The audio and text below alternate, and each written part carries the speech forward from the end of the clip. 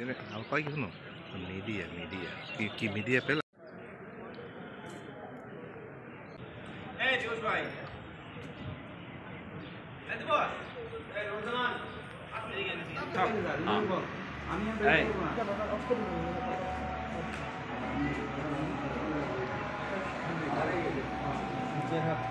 এই তোমরা এগুলো আমি সিস্টেম চেঞ্জ করে ফেলাইছিলাম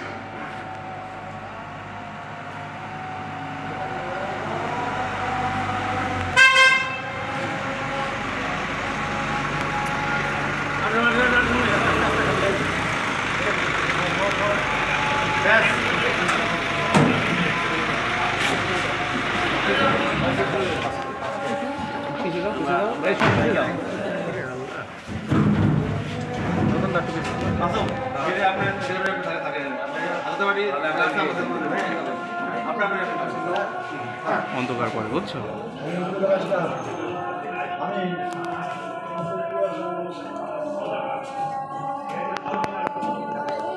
বাবু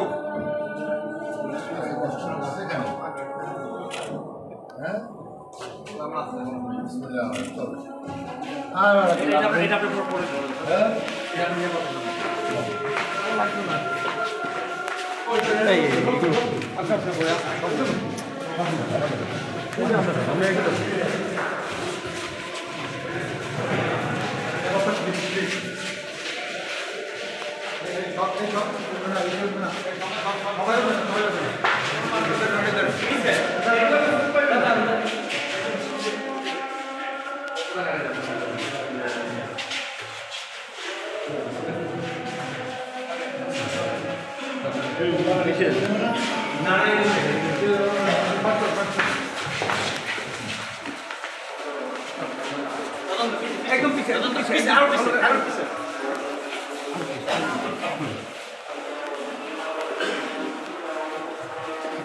বাবু ফোন মেসেজ করে বল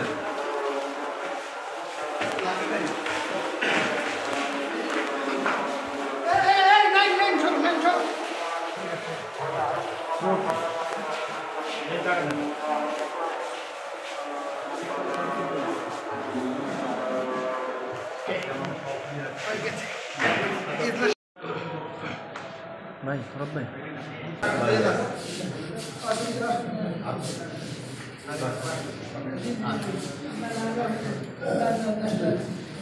অ্যাডভোকেট সাহেব বক্তব্য দেওয়া লাগবে কিন্তু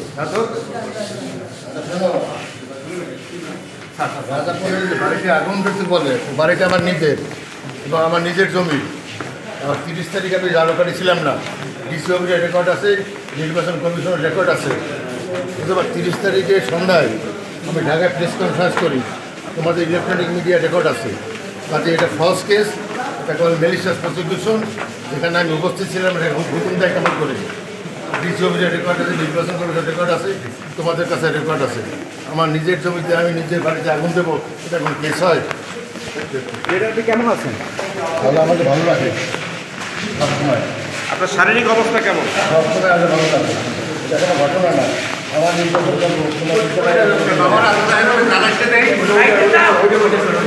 আবার নির্বাচন করবো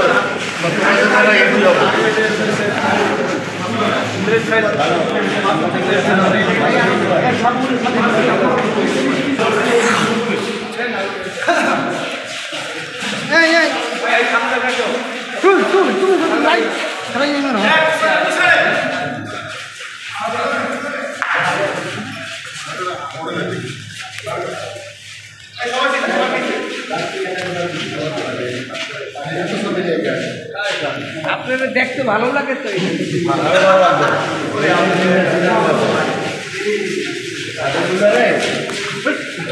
আমাদের বাপে আমার জুনিয়র ছিল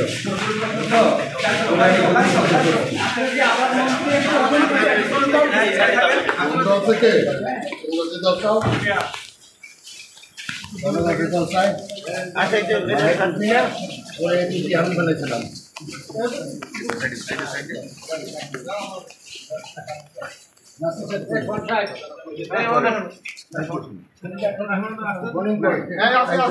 আসলে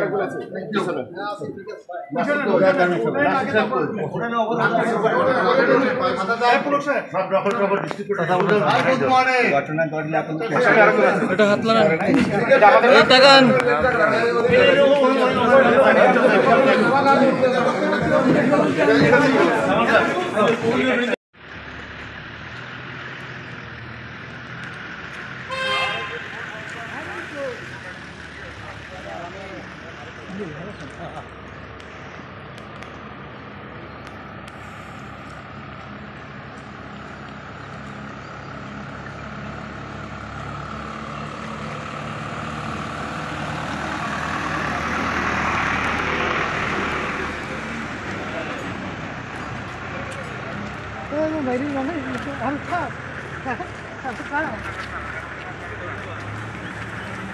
চেয়ারম্যান মনিরুজ্জামান সহ 5 জনের দৃশ্যত গ্রেপ্তারের দরখাস্ত ছিল। আদালত তাদেরকে দৃশ্যত গ্রেপ্তার করছে। আমরা জামিনের দরখাস্ত করেছি। জামিনের দরখাস্তে আমরা এটা বলছি যে ঘটনার তারিখ 30 নভেম্বর তিনি ঢাকায় ছিলেন। যে জায়গাটায় ঘটনা দেখাইছে বর্তমানে বিএনপি অফিস বলতেছে ওটা ব্যক্তিগতভাবে শাহজাহান ওমর সাহেবের সম্পত্তির উপরে ওই দালান এবং সম্পত্তির মালিক তিনি। আর ব্যারিস্টার শাহজাহান ওমর সাহেব 5ই মে লন্ডনে তার ওপেন হার্ট সার্জারি হয়েছে। তিনি সিএমএইচে নিয়মিত তাকে চেক আপ করতে হয়।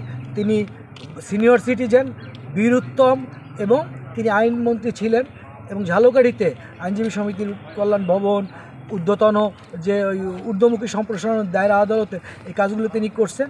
অতএব এই ঘটনার সাথে তারা বা এই আসামিরা ন্যূনতম জড়িত না। আমরা জামিনের প্রার্থনা করছি এবং ইতিপূর্বে আমরা বলছিলাম যে শাহজাহান ওমর সাহেব সহ অন্যদের ডিভিশন, ইতিপূর্বে তাকে ডিভিশন দেওয়া হয়েছে চিকিৎসার জন্য, কারা হাসপাতালে আসেন। এটাও আমরা আদালতে বলছি যে তাকে যেন ব্যক্তিগতভাবে কোর্টে আনা নেওয়ার থেকে 205 ধারায় ব্যক্তিগত হাজিরার থেকে অব্যাহতি দেওয়ার জন্য আদালত সন্তুষ্ট হয়েছে।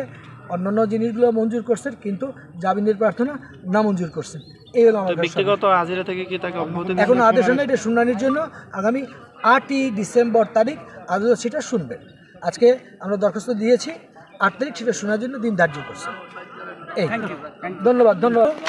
রাজাপুরে 30 নভেম্বর তারিখে 2023 সনের 30 নভেম্বর তারিখে রাজাপুর বিএনপি অফিসের ভাঙচুর অগ্নিসংযোগের কথা বলে মামলাটা আনা হয়েছে এবং সেখানে এক্সপ্লোসিভ সাবস্টেন্স অ্যাক্টের section 3 subclause A along with 4 এটা আছে এবং সাম্পেনাল সেকশন আছে।